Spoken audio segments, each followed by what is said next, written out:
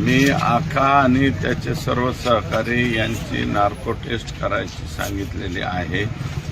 दुसरं असं आहे की 2 महिने झालं तरी कृष्णा आंधळे अजून फरार आहे आणि अशोक मोहितेच्या प्रकरणामध्ये जे आरोपी होते ते कर्नाटकमध्ये पकडलेले आहेत आणि ते कृष्णा आंधळेचे मित्र आहेत। म्हणजे मी अजूनही म्हणतो की ह्या आका आणि त्यांच्या गँगचा माज संपलेला नाही।